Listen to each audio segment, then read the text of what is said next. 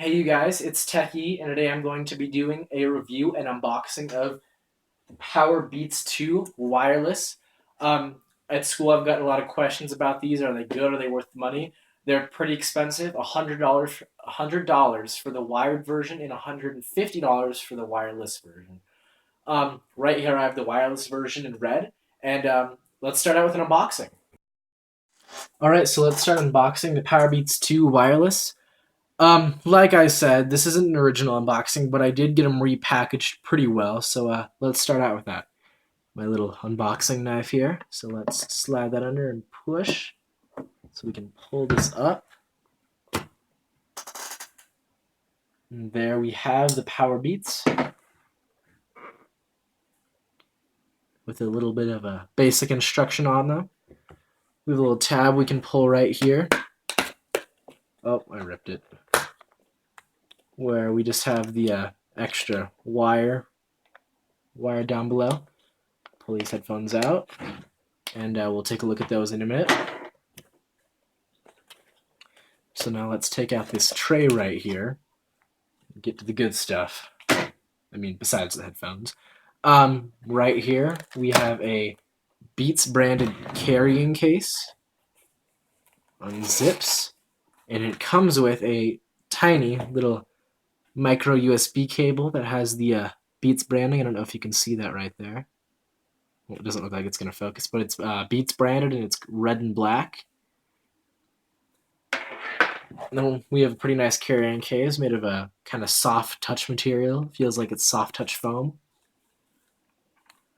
What else do we have in here? It looks like right here we have different size earbuds. So that's pretty nice to have. It looks like this comes 4 different sizes in total, counting the ones already on the Beats. Nothing else in there. And then we'll take this out. It looks like we have one last little thing in here. We undo this. When I got these originally, there was a sticker in here, so you'll get a pretty decent sized Beats sticker, but just some instructions and safety information in different languages. And yeah, it looks like that's about it. Alright, so now let's take a closer look at the main item in the package, which is the Power Beats 2. So here they are, pretty stereotypical athletic headphone design with rubber coated wire right here to grip onto your ears. And then the headphone and the battery is actually right here. And then in case you're wondering, power button is right there. And then it has a little light right there. And let's see if we got some juice in there. Yeah, we've got some juice, so that'll blink when it's searching for a phone to connect to. Hold it again or turn it off. And when you're low on battery, that little light will actually turn red. On the bottom right here is a micro USB charging port. And these are pretty cool. I don't know if you noticed on the box, it says you can actually get a whole hour of music playback from 15 minutes of a charge. So these do have some quick charging capabilities. Here we have an inline mic with a play pause and a volume adjuster. And it's also, what I want to point out is it's got this really nice spaghetti cable style, so these don't get tangled too easily, and they're going to be pretty durable for the future. And it's got a nice rubbery coating on it. Right here is a little, I don't know what to call it, like a bead. And it slides up and down the headphones so you can manage the cables, and it's got a little B on it for Beats. The other headphone looks exactly like this first one, except it doesn't have a button or a charging port on it. So, yeah, they're pretty nice looking headphones. They definitely feel high quality. They don't feel cheap. They've got some heft to them. But they're not too heavy, so it won't feel super weird on your ears. I am by no means an audiophile. I'm not super picky about my headphones or my speakers, but I do know when headphones sound good. And these Power Beats right here, they deliver some pretty good sound. I listen to a wide range of music from reggae to pop to country to rap to metal, and so I've tested these with lots of different songs, and they're really good headphones. They sound really, really clear. They get pretty loud. Despite being in ear, they actually have some pretty decent bass to them. You can hear the thumping and you can hear them moving just a little bit.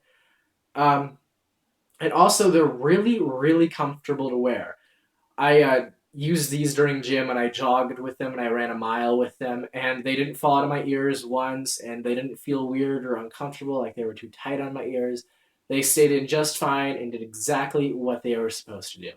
They sound good. I think they look pretty good for athletic headphones. For the most part, athletic headphones aren't the prettiest, but I think with the Beats color scheme of red and black, they have some nice flair to them. I do know these come in other colors too, like white and gray, black and green, black and blue. Um, but I think they're pretty nice looking headphones. The other major thing with these is battery life. You have to charge these because they are Bluetooth headphones, but you get pretty decent battery life out of them. I would charge these at night, and then I would usually get about 2 to 3, sometimes even 4 days out of these on a charge, which is pretty good.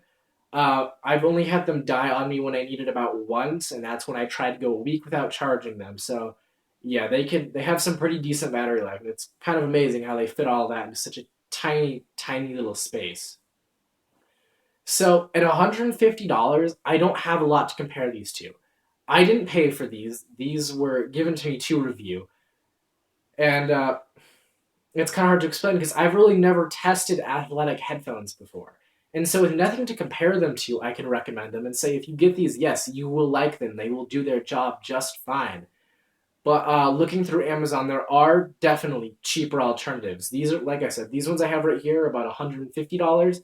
I saw ones that were as low as 16. I saw Bluetooth ones that were as low as $50. These are not Beats, by the way, though. These are no-name off-brand manufacturers.